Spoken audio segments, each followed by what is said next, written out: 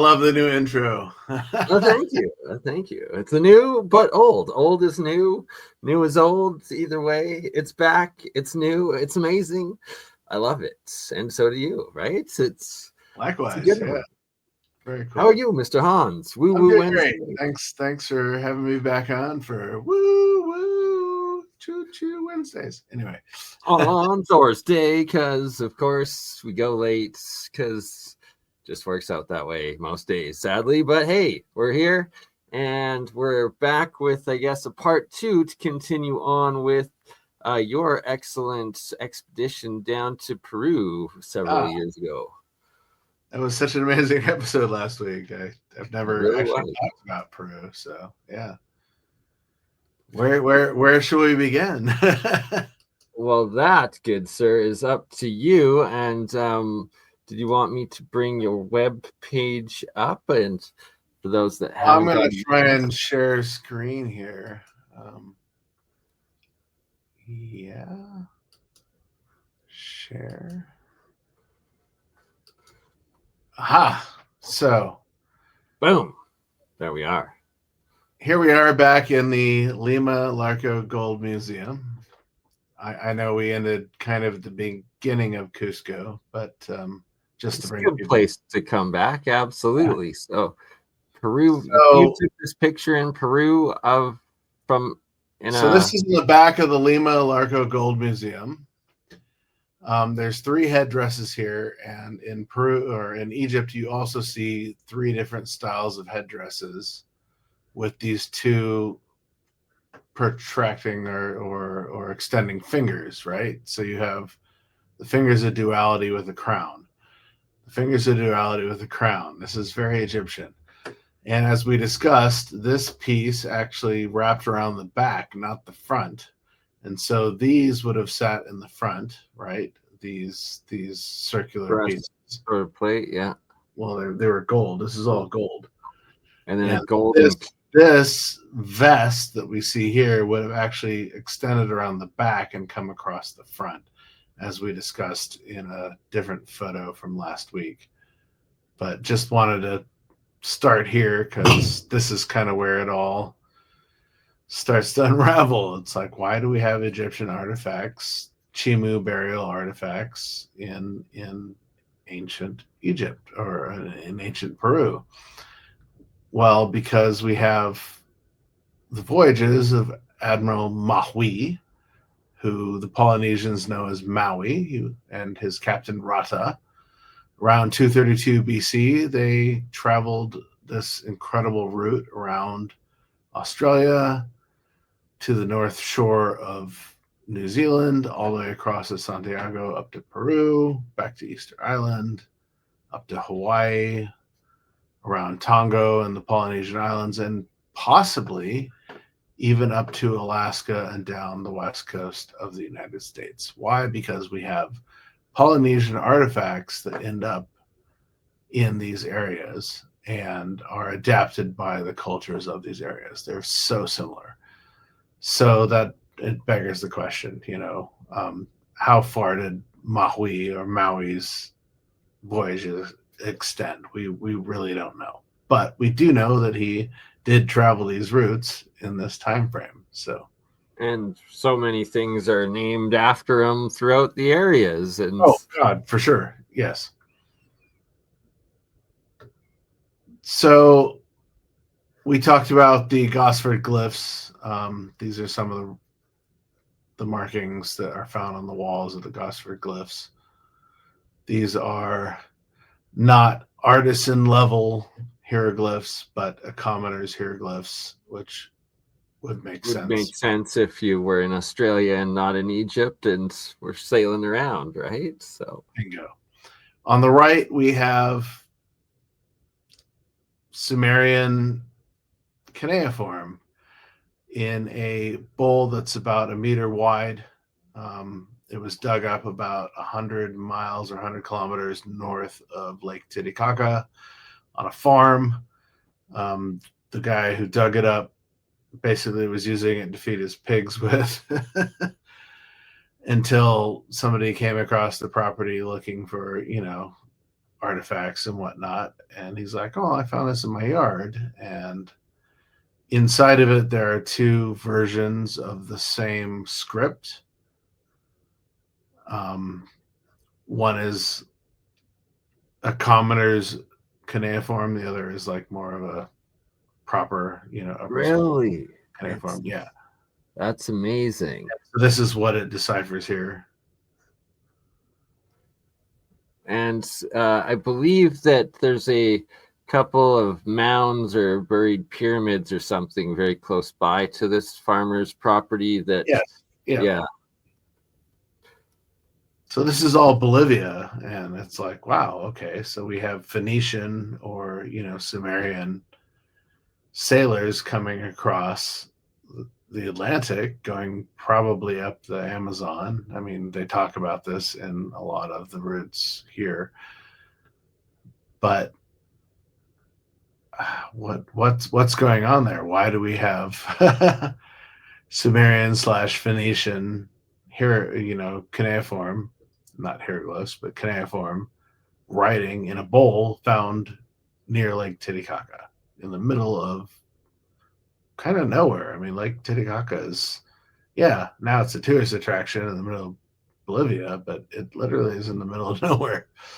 So, So it's like it must have been all over, essentially. Oh, for sure. And we've traveled the world forever. So here you have Tutankhamun's boomerangs.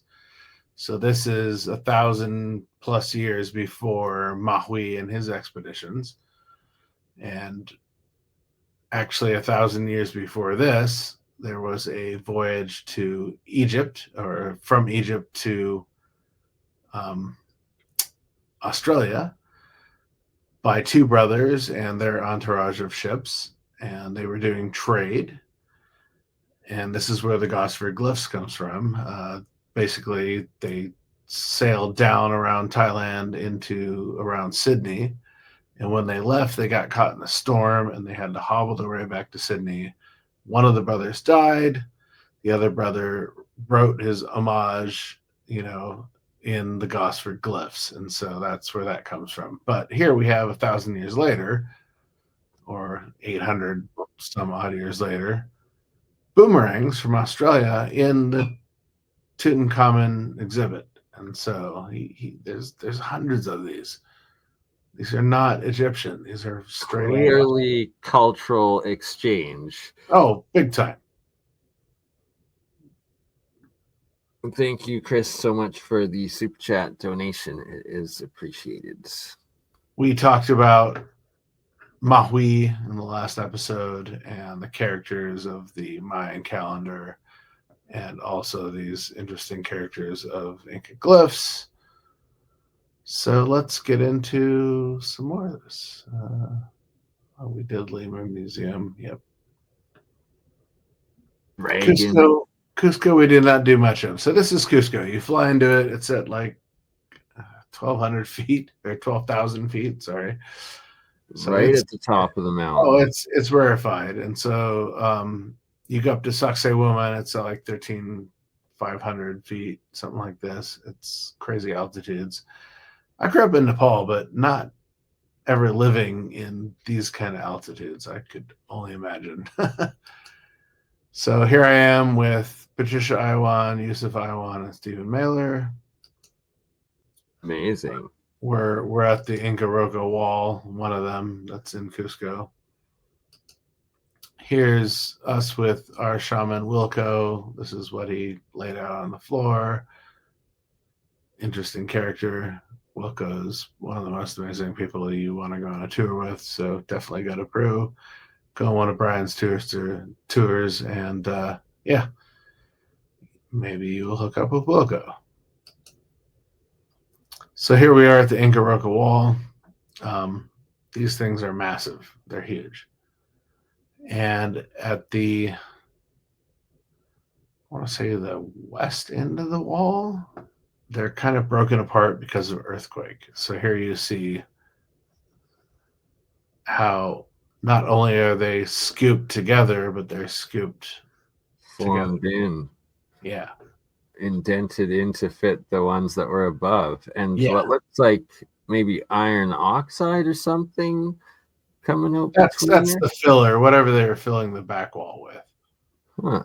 This has been rebuilt so many times. But Oh, okay. So that's more modern. yeah. Here you see the evidence of what it was and how they all fit together, not only symmetrically in the front, but this weird scooping in the back. So here's my analysis of that.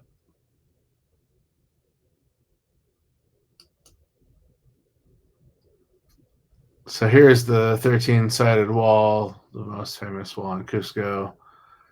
Sadly, somebody defaced this recently. I haven't actually looked at what happened. Yeah, but so what do you make of the notches? that's interesting because you go to a place like Ollantaytambo and the notches are still there in the wall. Interesting, right? And then so what are the notches used for? Leverage of some sort, perhaps. But and like the outer casing, I believe in Egypt on some of the pyramids has the same notches, right?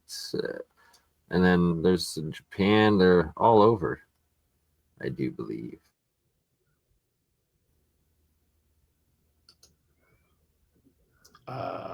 sorry about that. No worries. No worries. I was like, what is this looking like on your end of the world? Hold on a second.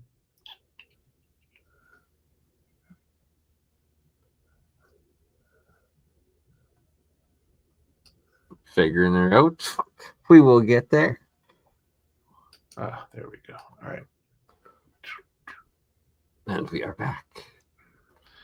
So yeah, Inca Roca wall. Interesting. They repaired it with shoddy brickwork underneath. So at some point this was repaired. But ooh, a circle and a knob. Right? So fascinating. Yeah. So this is all in Cusco. You have just these interesting facets that come together. How do they plan this? I mean, and when we get into Sexy Woman, I'll explain a little bit of that. So, yep, we're back to that. So here we're at Sexy Woman. These pieces are massive. Just an insane scale. Like it's people look like ants. Yeah. This piece here is 80 tons right here. Like how? And this is like on top of a mountain or mountain plains, right? So you go up through different areas and you have these. Obviously, something else was built above this, but it's no longer there. But it's perfect, you know? It's like, how are they fitting all this stuff together in these? Here's what they call the priest, because he's got his hand out. There's a head up here. I didn't include it in this photo, sorry. Just to show you, scale. Here I am. That's a semi truck right there. Right? Like it's just hard to fathom the actual scale. So these are what they call the slides. People slide down these. This is all, I want to say, a volcanic rock at some point, but just don't know. But then you have these upside down boulders that have all these weird cuts on the underside of them. So bizarre, right? And it looks like some burning or vitrification or exposure to or heat. A direct blade going across it. Well, that as well, right? But I was just saying some parts there it was looking like covered charcoal or black or something. Especially on the last one. Give me power. Thank you. See, in that top part, is that like burnt or no? So this is on a boulder that's upside. This boulder is upside down. So originally it was the other direction. So based on earthquake or whatever, it tumbled. But you have all these weird, the straight cut marks for sure. Oh, it's crazy. And then you have obvious blade marks, and you're like, what is doing right? this? Like undeniable evidence of precision tools. And so then you start looking at stuff like this and you're like, this is all precision cuts. I think this is the piece that Yusuf and I stood in front of for probably 20, 25 minutes back and forthing. We almost missed the bus. And he's like, there's no way that they cut this and form this. They put it down on the ground like a puzzle, and then they lifted it. I see what you're saying. Okay. And I said, wow, because they would have to have cut it flat at some point and then just lifted it all up. It's just it's wild engineering. And it's geopolymer comes into the effect where these all bags of cement whatever together. Well, you can't fit a credit card between them, so if they were bags and the bags ate away, the material in the bags is not expanding. So yeah, and you think you'd see you'd still have a space between them, which you just don't. For instance, I mean, really? But you can see the different levels of construction. So you have the huge megalithic, and then you have this a second almost megalithic. Yeah, but it's not the same people that were building this. Clearly. I'm just saying it's also probably more advanced than like the Incas were, and it's not like for sure. Rubble, this is the Anapancha, the Canapacha. This is what I was talking about the last episode. Yeah. Anyway, so we're going back around. So here we are at Ollantaytambo, my favorite site. This is the Temple of the Sun. Okay, so that wall is so insane. We're at about 2,000 feet above the river beneath us, the Urubamba, and 5,000 feet above us, maybe less, across the river. That's 2,000 feet beneath us. Is where the quarry is, where all this stonework comes from. How are they moving this down the mountain without it rolling out of control if they're using rollers? Because, I mean, this piece with the red dot in it weighs 80 tons. So just kind of give... what's the maximum, like, trucks can carry today? 100 tons is 200,000 pounds. Right? Like, this is 80 tons right here, this block here. Like, it's not going to be moved on rollers down and up a mountain. There's just no way. Well, how are they moving it across a river? That's the other question. And then up the next mountain. So, but here they are, right? I mean, plain as day. Right, it's like it's not just one. There's 8 of them there at least. So here's the upper walls where we were just standing, and the quarry is up here. Unfortunately, this picture doesn't show it. Yeah. So they got to move all this tonnage down to the river, which is down here, and then all the way back up here. You're like, oh my God, are you kidding me? Like, yeah. These are the pieces that come from across the river. That's mind-blowing. But interesting that they put these stints in between them. It's almost like it's a relieving chamber or something like this. Yeah, like very perplexing. Hard to make sense of from our understanding. Here we have the old sun symbology, but it's missing. It's all been eaten away. And you have massive pieces sticking out versus smaller pieces, right? These plugs, whatever you want to call them. This one is huge. So is this the oldest piece at the site because they didn't know how to lift them correctly? So they had this massive, who knows? We will never know. But the evidence is in the rocks. Oh, you think there's ancient technology? Well, there was something.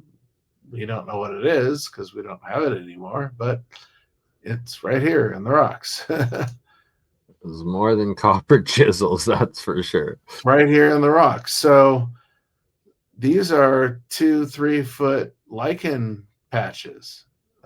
If you do research into lichen, that would take several thousands of years to create a patch that large. Just saying.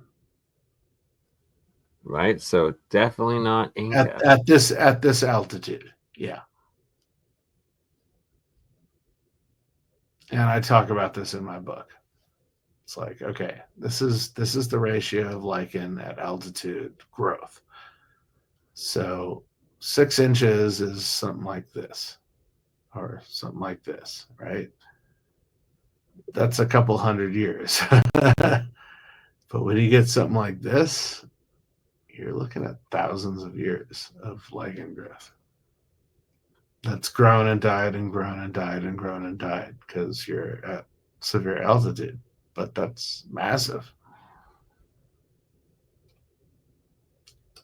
Anyway, so here I am on the backside. Where is this? So I'm over here to the right. The site is just so massive. Yeah, like those terraces are. So all this is cut out of the bedrock above where you're allowed to go. They have it all gated off. I broke the gates and I went up to these areas, and there's actually a bed-sized table sitting here that came out of this wall. But you have all these cuts everywhere. Oh, here's the table I'm talking about right here. This came out of this section of this wall. So here I am up there standing above this crazy table. It's like the size of a queen size bed, right? So like clearly they're one of their quarries. So this came out of a piece above it, and measuring, there's like a centimeter on each side of where this came out of. Okay, my question is, how did they break out the back wall? Because if you see it here, right, like this is where this piece came out of. All right, how did they cut into the back wall and pull it out? Like we couldn't do that today. Like I'm perplexed trying to make sense of it. Yeah, or maybe it came out of this crazy. I assumed it came out above it, but it couldn't. But how? Right, like there's the lips there above it, so it's like you couldn't have cut from above. It would have had to been sideways. Like it does not compute. Correct. That's why I jumped over the rope and the guard was whistling at me the whole time. Attaboy. This is the other thing that blew me away was this alcove. Actually, it's at the beginning of this site where I was around the corner. But what's this? Right? Like, so they've removed something here, but they've done it with this crazy pattern. So are they heating the rock and making a cut? I can't even fathom what this is. Like it's again just does not compute. And look at the thickness of that like lichen circle there. Looks like a bingo. Yeah, no, you're on the same pattern I am. This is older than we're being told it is, but apparently somewhere in our past we had the ability to do this. Yeah, we've lost the technology. Man, you bury your car in the earth for 100 years, what's going to be left of it? Some of the plastic, maybe the rubber, but most of the metals are going to be gone. So the technology that was used to create this obviously is gone, but the evidence is in the rock. In the rock. Evidence is rock solid. This is right around the corner from that last piece. That's like Right? What? What? It's just so mind-blowing. Like, they cut those pieces and then put them in together. Like, it's just so strange and bizarre. And, like, the amount of work is just mind-blowing. And why? Right. Right? Like, the function. Why? Look at it. It fits into the rock. So this is the watchers of the site. Who knows? Were there artifacts in each of these alcoves? Who knows? We're told there were gold and silver figurines, but we've never seen them in any of the museums. So yeah, who knows, right? Anyway, so that was Ollantaytambo. This is by far the most fascinating site in Peru I've ever been to. Really? Yeah. I need to go someday, one day. Except Napa Iglesia. So here you have this cave in the middle of nowhere between Ollantaytambo and Machu Picchu. Machu Picchu. Sorry, I got to pronounce it correctly because if you say it wrong, it means something completely different. But at the top of this cave, built into this back wall, is this perfectly carved sections of an alcove. It's like, what's the possible function? Oh, well, how are they cutting this out of the rock at this altitude? You're in the middle. You're in the middle of nowhere, dude. With all those 90-degree cuts too and overhangs, like it's just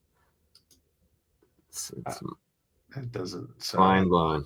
I thought it would give me the whole picture because I programmed it. Anyway, sorry, folks, you're missing the rest of this, but it's huge. And all the angles, they're not perfectly 90 degrees, but they're pretty darn close. So it's 510 meters by 1.7 meters. And you can sit in this alcove. But sitting here in the front of it, I wonder if I actually have a picture of it. Oh, here's another picture of this. It's just stunning. So sitting in front of it is this. Oh, and this is the one the damn Jesuit priests blew up, apparently, right? It's like the top. So you can see where they put the dynamite and blew the top off. They thought there's treasures inside of this. So you have this on the left wall, if you're looking out from the structure, this in the center, and then this ancient Inca stuff on the right. So you have three different cultures here. One building out of the bedrock, quite literally in square fashion, one sculpting out of the bedrock, and then one rebuilding the structure. So with rubble, correct. But when you sit here and you look up, if there's water pouring, it will pour in your head. It's an interesting thing. But again, to literally the left of it is this random, what is this? I mean, this structure and this structure are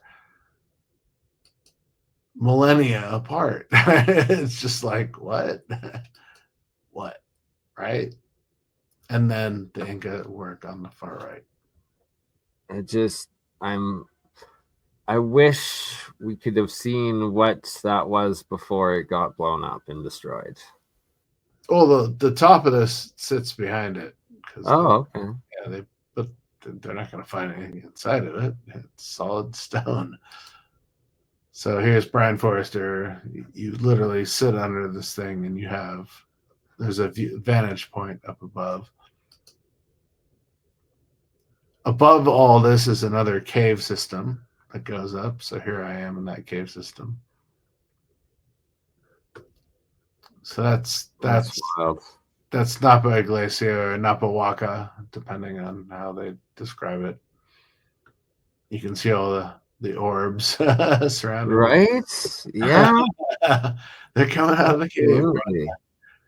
There's no dust up in this. Well, there is. That's pretty crazy, actually. Yeah.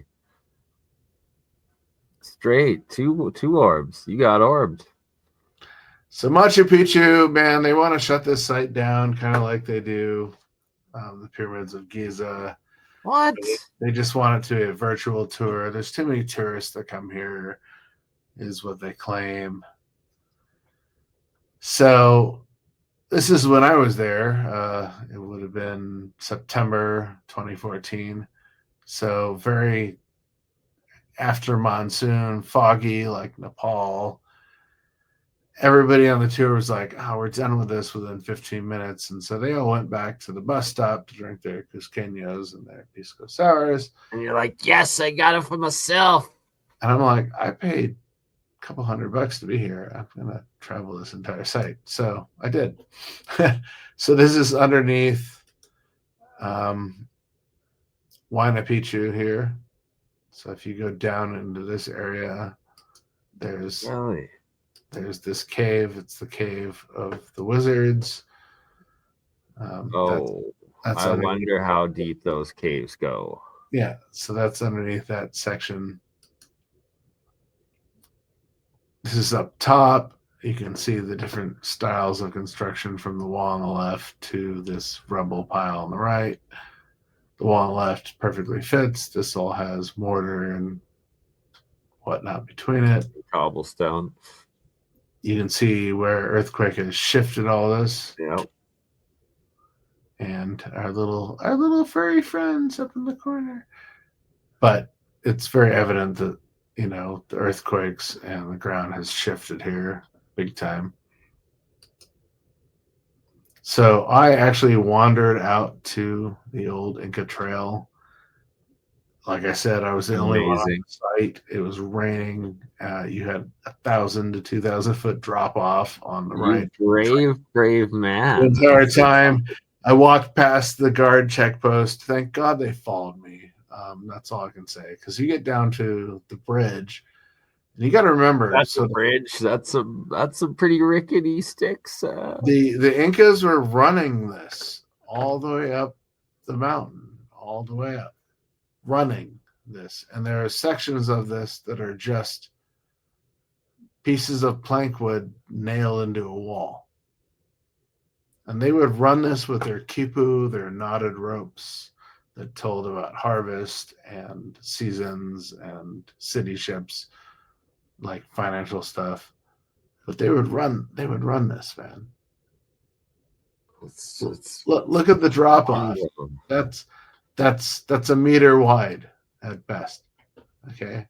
At best. I would be probably like clinging to the cliffside as I scuttled along, maybe. So some stupid Frenchman jumped over the barricade and tried to cross this, and he fell to his death, and so that's why they don't. This is the hitching post of the sun, or actually it's next to it.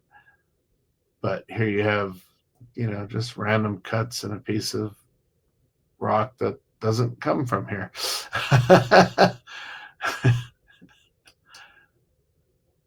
This is the 3 windows. This is only one of them, but there's 3 of these that look out at a specific time and date. But again, you can see the megalithic structure, and then on top of it, this kind of crude rebuild. Yeah. That was my crew. Love them all. Brilliant. This is amazing. 20 minutes before it rained.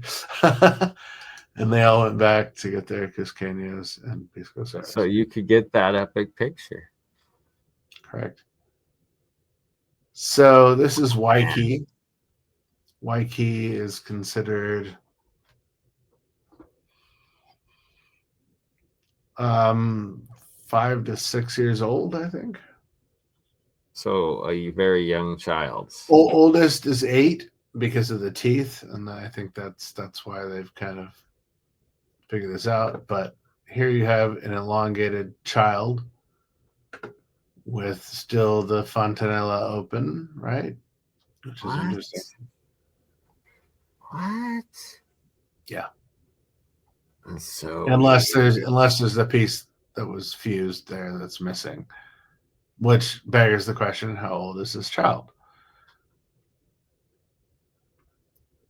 This is called Waikiki. It's outside of Cusco as you go into the Sacred Valley. you're kind of near the Red Gate, they call it, or the Golden Gate, which is what separated the rest of like Chile from Peru in the old days. And it's at the top of it is a water aquifer. So, like the Roman times, you had these water troughs that would go across the valley, and that's what this gate was. But this is in the village right next to that. But so yeah, they had the literal like Roman style aquifer things throughout that area, right? Oh, oh yeah, very similar, very much so. It's like, did the Romans actually build those, or was it a different pre-civilization potentially? Well, even Waikiki is like too many questions, right? Yeah, for sure. So you go to Paracas, where Brian Forster lives, and you have this amazing museum. Inside of it, you have some of the most. Oh God, these pictures. Sorry, I need to be there sometime. Look at the red hair, hey? This is our human skull, and this shows you the different styles that are there. And so, if you blow up a balloon, the balloon is the same size whether you squeeze it down into something a lot elongated or not. And when they did rice studies on these, they would pour rice into the brain cavity. Most of these have a brain capacity much larger than ours. So this is obviously an offshoot of us. It's now been nicknamed Homo sapien paracus or Homo paracus, one of the two. Their haplogroup comes from around Azerbaijan and Mount Ararat of Iran. So very fascinating, because this is where the Maori of New Zealand come from, a lot of them. This is where the Yemenis come from. This is where the Basque people come from. And this is where these Nazca Peruvian people come from. So, no genetic evidence at all of cross-sea travel. Right? Oh! And that's, I believe, the Star Child skull from Right, Lloyd Pye. But here's what's interesting: is this is also in Peru. There's more than one of them. Really? I did not know that. Actually, Brian Forster hooked me up with Lloyd Pye. I had really amazing conversations with Lloyd before he passed. And I'm jealous of that. That's epic and awesome. May his soul rest in peace. He was an amazing, amazing researcher. This is a child skull. Oh.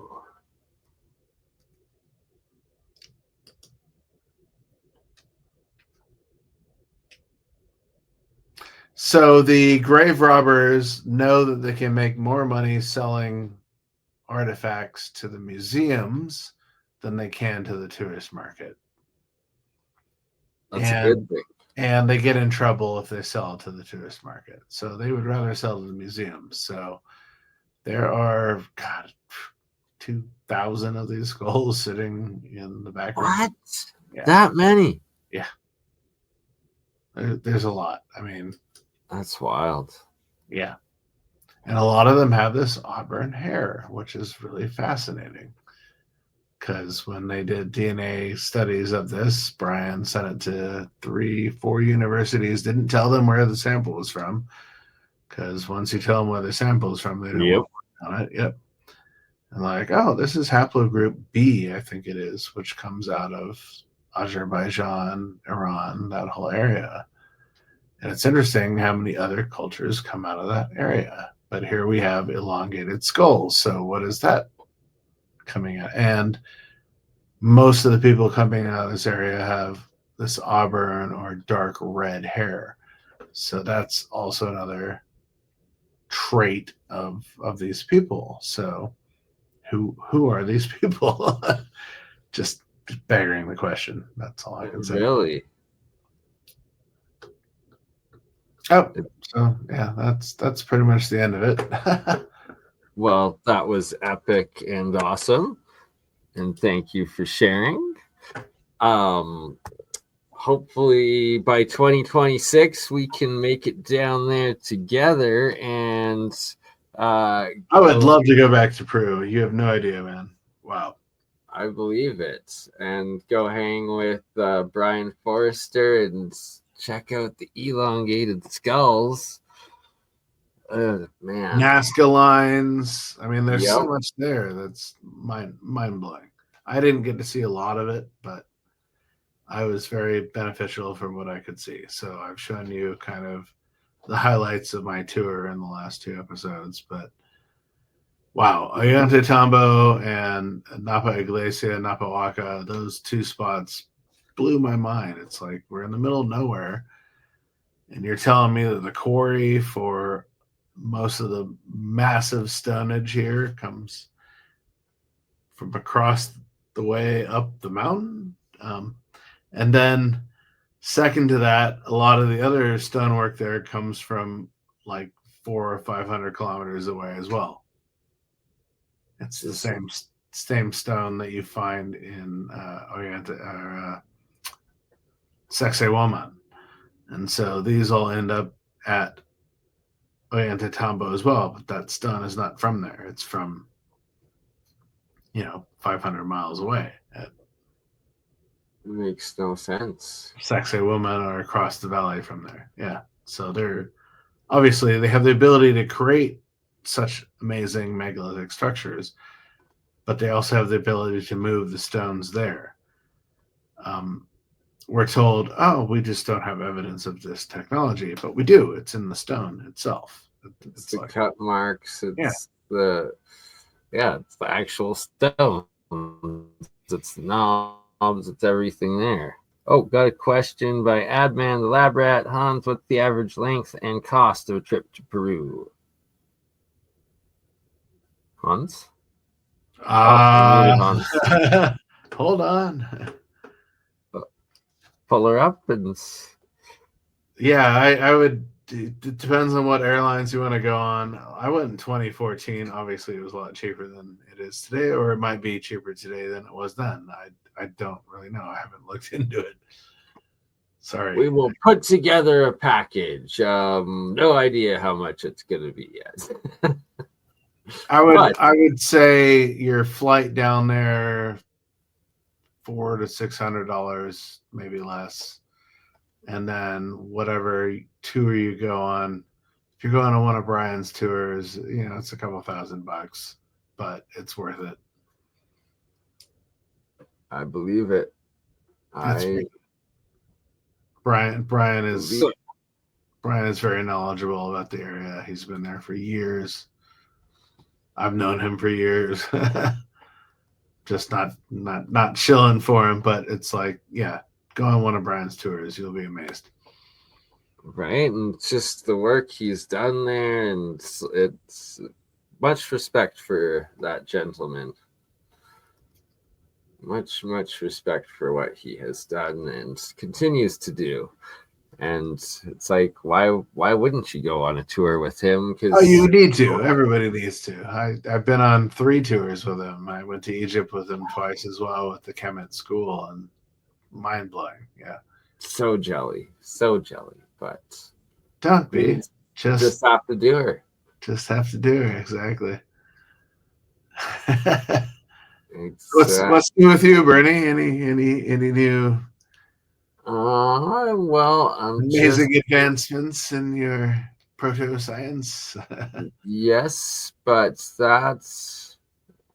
we'll get into that maybe on the next one. I'm gonna continue with. Thank you, as always, Hans. Amazing episode. Pleasure, always. Greatly whatever I can share with the community is great. I'm not knowledgeable about fucking everything, but hey, none of us are, and that's why we come together to discuss and share our strengths and our experiences, and it's always a pleasure, my friend. Before you go, any upcoming events and where people can So I'll find you? be in Sedona 28th, 29th of June. So if you guys are in Sedona, please come down and check it out.